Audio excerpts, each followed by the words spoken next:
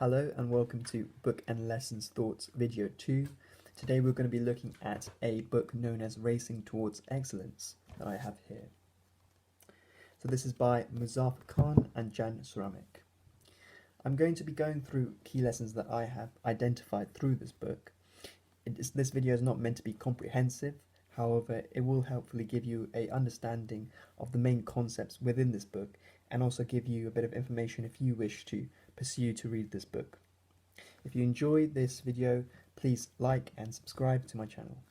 Okay, so the main guidance that's given through this book is based on a model that they recommend that each individual uses throughout their life to attain and achieve long-term sustainable happiness.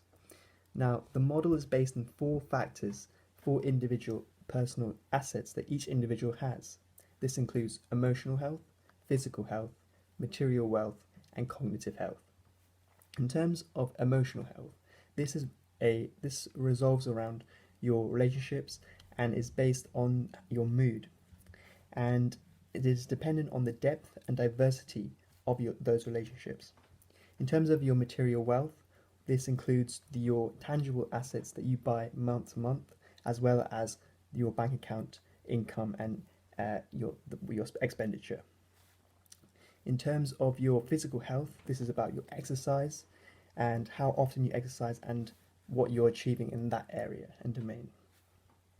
In terms of your cognitive health, we're talking about if you're challenging yourself, exposing yourself to new ideas, and kind of what problems you're going through and what qualifications you're challenging yourself cognitively.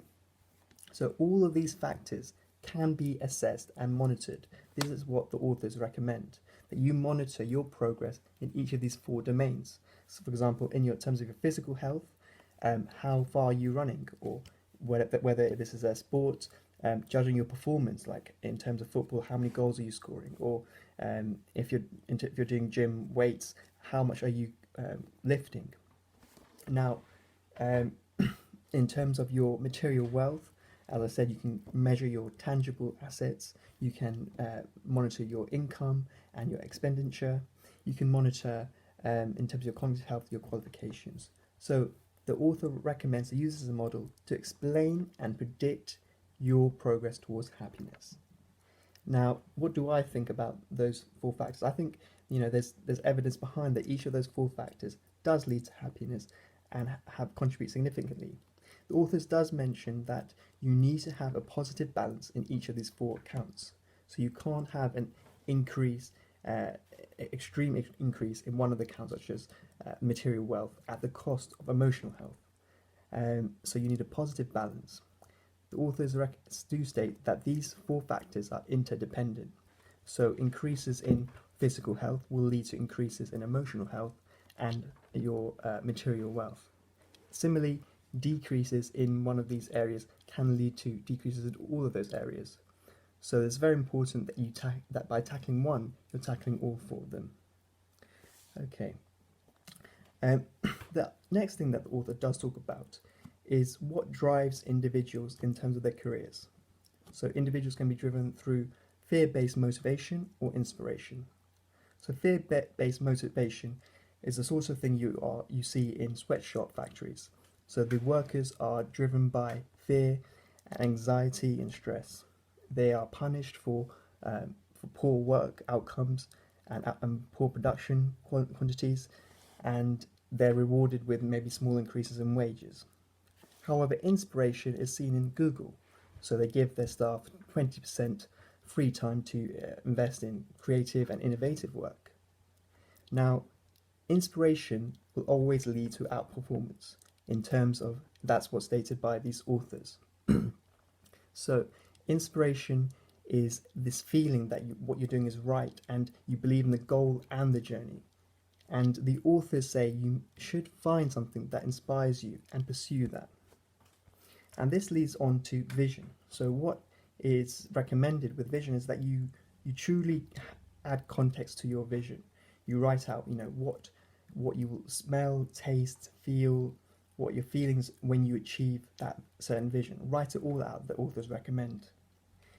Add tangible things And if you can experience these tangible things, so if you think that, okay, when I reach a certain level, I'm going to have these fancy dinners, experience that fancy dinner once. Experience these tangible things to give you that drive. The other thing that is discussed in this book, so the authors do give tips in terms of keeping and having successful habit changes. So habits are things that we do consistently, but they are not always best for us. So they're often done because they're familiar comfort zone.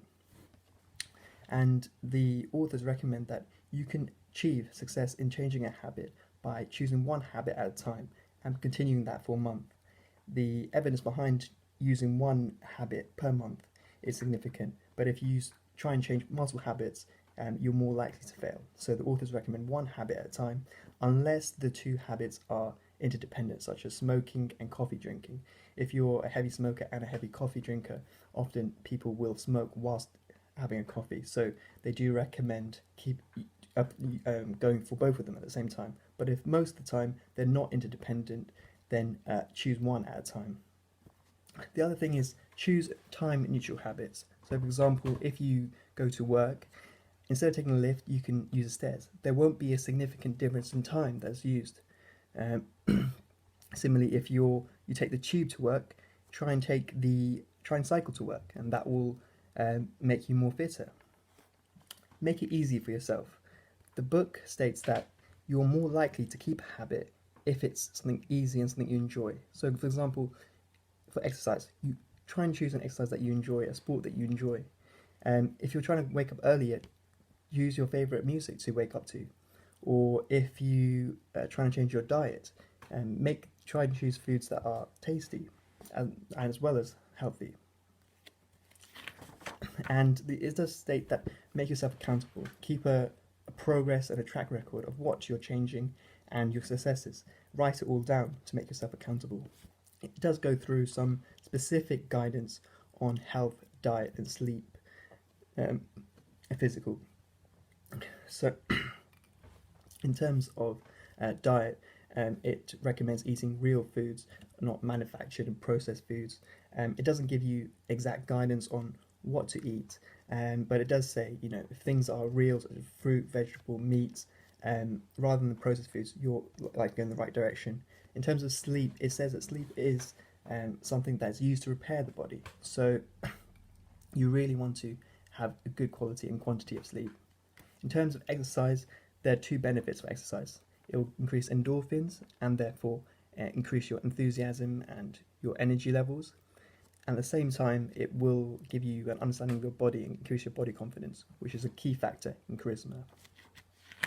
This book does go on to talk about relationships and what is healthy relationships to have in terms of achieving success and health and happiness. And it basically suggests that you should find relationships that are based on kindness and consideration for each other, and that create inspiration and freedom for you to pursue these areas. It should lead to positive balances in each of those four factors that I described at the beginning.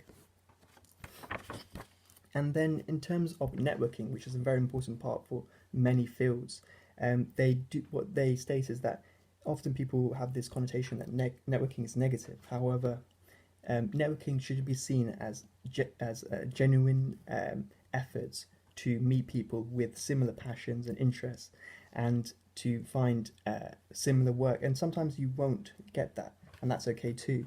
However, they advise that you should state what you would want out of a relationship, and similarly they should do the same, and then work together to reach a middle ground if possible. Lastly, I just want to talk about something quite fundamental that they talked about in the book, and that's how to really make the most of your time. And you can either increase your efficiency by doing things a bit faster or in a better way. However, another thing is to get leverage, and which leverage describes completely having a different fundamental approach to a challenge. For example, in medieval times, they improved the sails of medieval ships. However, a fundamental different approach to leverage that was to create steam wheel ships. So, and similarly, they described that they used to give courses to reach 50 students, 100 students, and they leveraged this change by writing a book that reached over millions of people. So similarly, you can find ways to leverage your time.